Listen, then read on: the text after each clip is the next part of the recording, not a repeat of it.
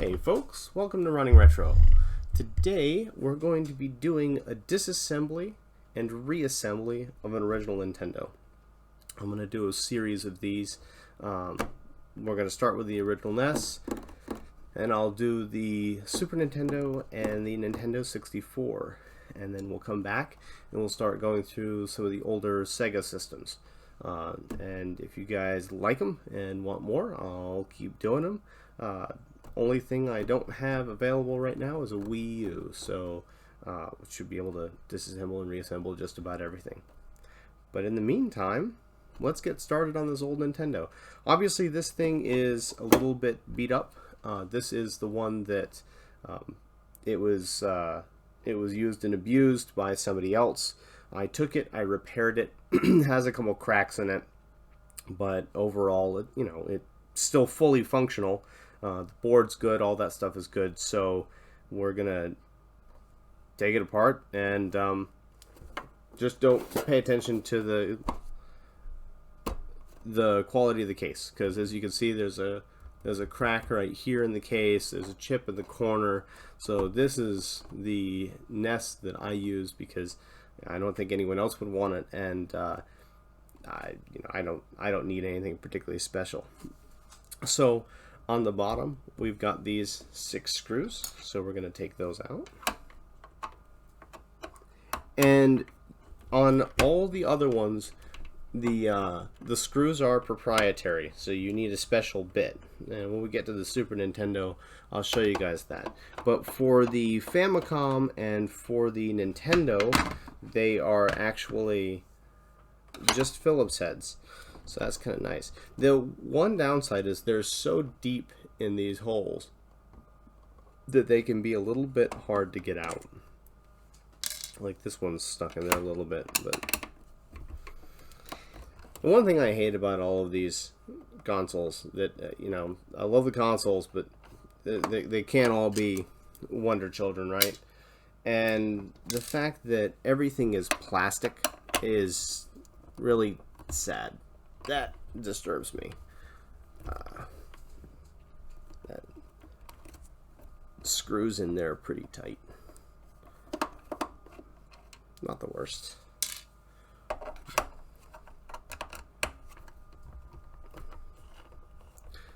So yeah, when you're screwing these back down, you had to be careful not to strip the screws. And I have a feeling most people who have acquired a modded console, like at a pawn shop or something like that, or a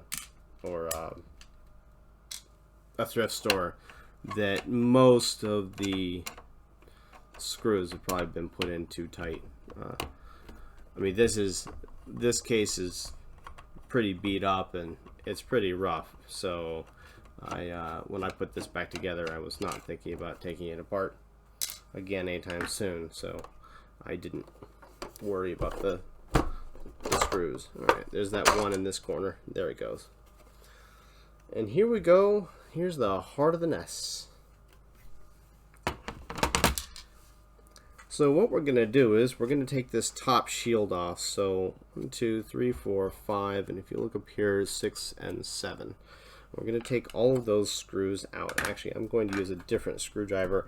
I have my long screwdriver here with a magnetic tip, specifically for getting down into those hard to reach places. You can do all of this with just those tips. It's not really a problem, but it's kind of nice to be able to have your dedicated screwdriver. Kind of spoils you too. But and then I use iFixit's screwdrivers for the majority of this stuff. So we'll take this heat shielding off. Now you'll notice one thing, all of these screws are the same. So the screws for the case and the screws for the inside on the heat shielding are the same. There are only 2 screws out of all of these that are different, and those are the ones on the cartridge slot. So I'll show you which ones those are when I get to them.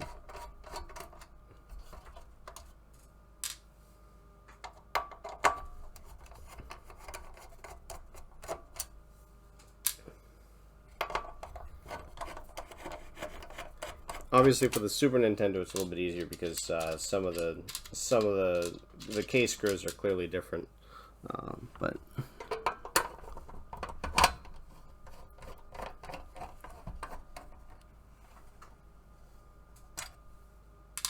let's turn this around so that it's easier to see what I'm doing back here. Though I guess my hand's in the way anyway, but you get the idea. Okay, so now this heat shield's ready to come off. I'm going to just pop it right off. There we go. Heat shield is off. Now, if you look here, there are these 6 screws. These 2 screws are different than all the others. This screw and this screw are long. So when we take this out, you'll see what I'm talking about.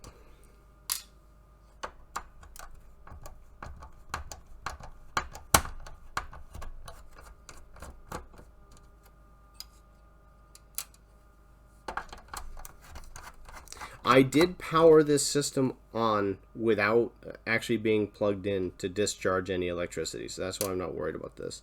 So you can see that that screw is just a little bit longer. This is a little bit better view. I'll put it down here on the... I'll put it here so you can see.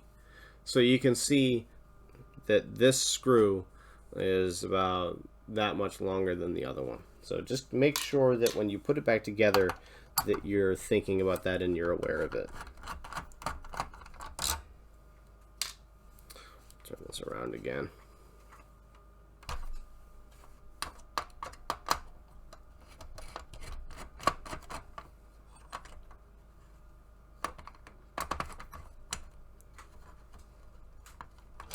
That screw is going to be a little stubborn, isn't it?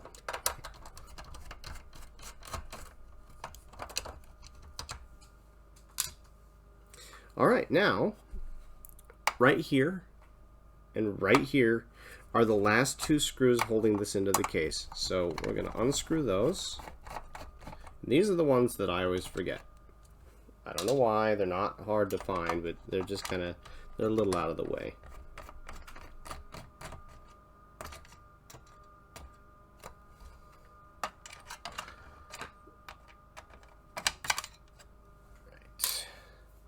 Now, we can lift this out. So, we will lift these cords out a little bit. And that's got the NES disassembled from the case. Now, in order to get this out, there are 2 screws underneath here. And what you need to do is unscrew those from the bottom, and then this will slide out, and that'll free it from the board. Here, there's a screw here, there's a screw here.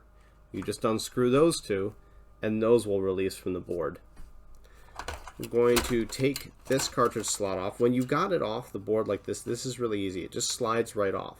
So if you've got pins that you need to straighten, or you've got a pin connector that you need to replace, there's a bottom heat shield here. Now the bottom heat shield we'll get to in just a second. I'll show you why. But if you want to replace your cartridge connector, this is it, and it just slides off. Goes right there. So you can take this out and you can straighten and tighten your pins here and restore your NES if you want to. That's a pretty easy fix. And then when you're done with it, you just take it and you slide it on just like a cartridge. This is a new pin set that I was testing, so it's a little bit tight, but yeah, it shouldn't be too bad to get on there. Now this bottom heat shield, which you can see here, is connected in such a way that it wraps around these. So you want to be careful if you're removing it, and these can be kind of hard to unattach. They go to the front of the console, so they're not too bad. They do take a little bit of finagling, so we'll take those off. I like to use a really small flathead and just get underneath the side pin here. So there's, if you look at it from this angle, right here, there's that little green tab. It's hard to see. Let me lift it up a little bit more to the camera. So you guys can see there's that little green tab there. And if you get a screwdriver underneath it, you can just slowly work that up. You don't want to put stress on the system, on the pins here or the cables. So you want to work it on either side. Use the heat shield a little bit, and then when you've got some leeway there, you can just pop it out like that. And we'll do that for each of these. Be careful when you're working with the heat shield like this too, because you don't want this heat shield to be cutting into these wires. But yeah, so you want to just get underneath it, and just get underneath it. And we've got enough, you can get underneath there and just pop it out. I don't like doing this too many times, because eventually you're going to make a mistake. Now this thing is a big boy, and it does not like to come out. And this heat shield is always in the way, so I try and get my hands on either side of it and just wiggle it back and forth. Just give it a wiggle, and it will eventually release. And then you can take the bottom heat shield off. So there you go. There is your Nintendo board as it was sitting in here. And heat shield off, the connectors disassembled, and there are your connectors. To remove these, again, you just take these off. There are 2 screws right here. Just unscrew those, and these ports will lift out. If you look on the board too, you can see written which controllers, which port these are. So player 1 or player 2. And that's kind of helpful. But remember, when you're putting this back together, that these wires, well, 2 of the 3, are going to have to go through here. That's important. So the first time you do it, when you get to this point, you're probably going to forget to feed those wires through. And you're going to wonder, why did I just do that? And you know what? Join the club. So we'll put this bottom heat shield back on. And that's how it looks with the heat shield on the bottom. Now, as I said, obviously, we need to get that heat shield on and then get this all plugged back in. I always get confused about which way it goes, but it's easy because these 2 ridges go into these 2 slots right here, so that's not the worst. Then the short one will go to the closest. So if you actually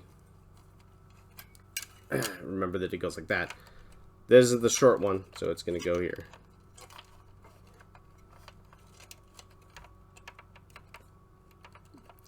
And try not to. I always flip these upside down too. I don't know why. I am not good with 3D spatial, so. We go. Now that's in, and this will go around. You know what? I did it. As I said, I swapped it up. So this is player 2. This is player 1, and it is labeled down here. So that is just my mistake. But that's a good example of it can be kind of easy to get swapped around on that. So if you get swapped around on it, don't worry. Just so pop back out, take your time, don't get frustrated, because the last thing you want to do is tear the cables. So just be patient, and it'll all come back off. Get it all hooked back up. When you're doing this, try to run the wires around the side here. It makes cable management a lot easier, and it means you're not going to crimp one of them or put undue pressure on them.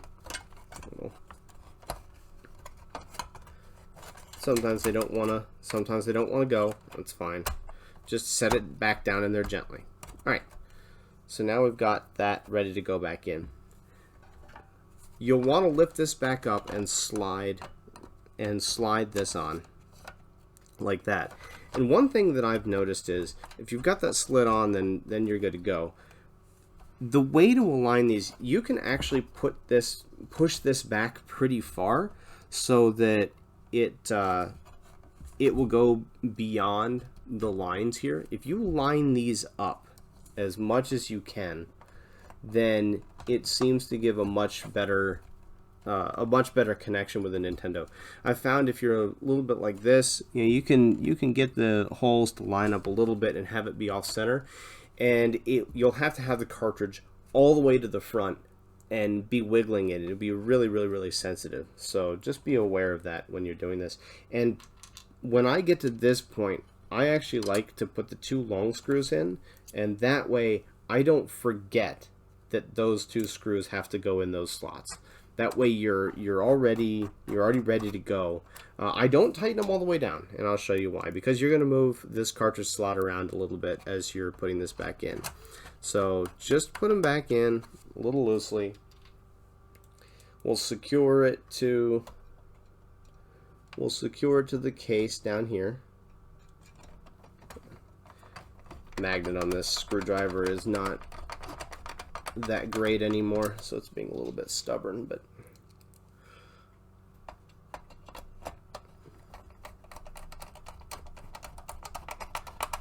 alright, these you can tighten down. So now, there we go.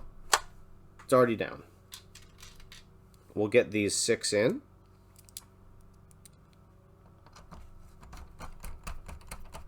Again, not tightening it down all the way, just getting it positioned.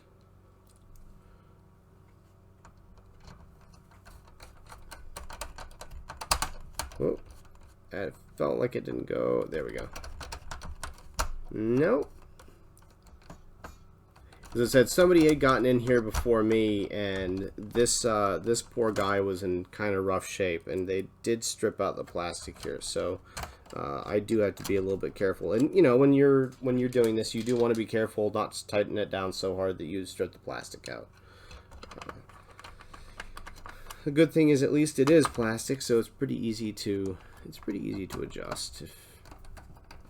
Okay, there we go. Well, we're gonna have to really tighten this one down because it is stripped really bad. That's gotten worse. So we'll step that back a little bit. All right, so I line it up. I line it up with the back so that these two edges are completely flush. And when those are flush, then I tighten this down. And I hold my finger in the corner when I'm tightening it down so that it doesn't move. Or if it moves forward, then I can feel it. Now it's more likely to move back because of the way you're screwing it. It puts more tension towards the back. So you should be fine on that. Once you got the 2 long screws down, tighten the rest of it down. Let's see what this guy will.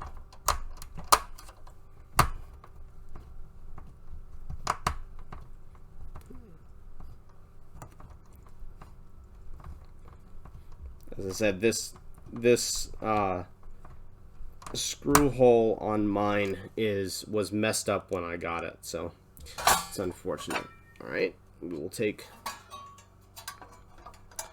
this, drop it back on. There are little tabs here and here, and one over here, and they will, right there, they'll help you align this. So just look for those, and then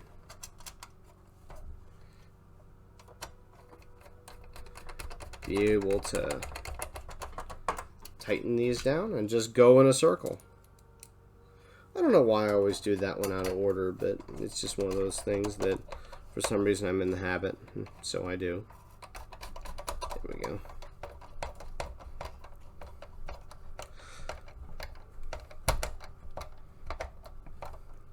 Alright, that is tightened down. Keep on going around. There's actually a reason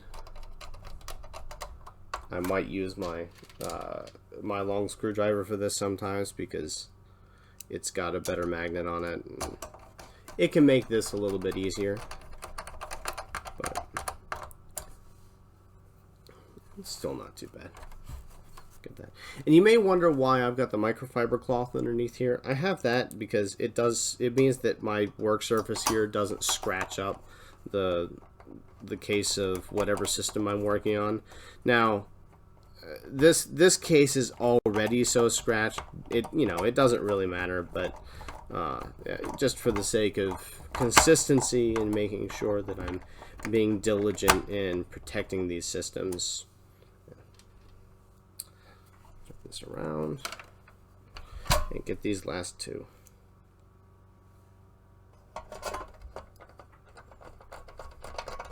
One thing I'm bad about is forgetting the screws on the RF. I don't do it anymore, but when I first started doing this, I forgot the screws on the RF. So don't forget the screws on the RF out.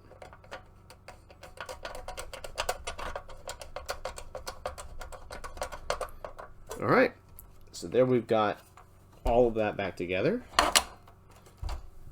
So we'll just take the lid, pop it back on top, flip it upside down. I always just drop the screws in here, and that way I've got a count and it's ready to go. I don't know why. You can put them in one at a time and leave them out if you want, but that's how I do it.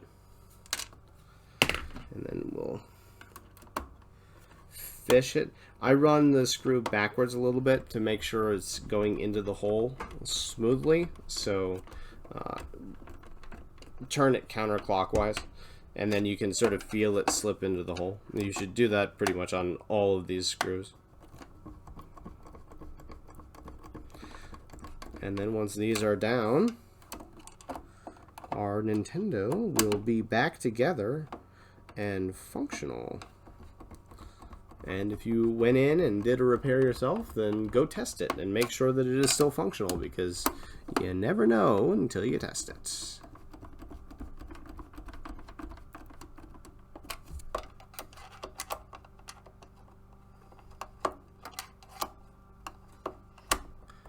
Sometimes getting onto the heads of the screws can be a little bit annoying. If you've got a really good magnetic head on your screwdriver, then you can just put it onto the screwdriver and fish around until it actually gets in there. Both of the magnetic heads on my screwdrivers right now are they're not the best, so I don't do that. Alright, and that's a disassembly and a reassembly of the original Nintendo. So thanks for joining us here at Running Retro, where we keep retro running. If you like this, click the like button, subscribe, and hit the bell on the way out. We appreciate it. Thanks very much.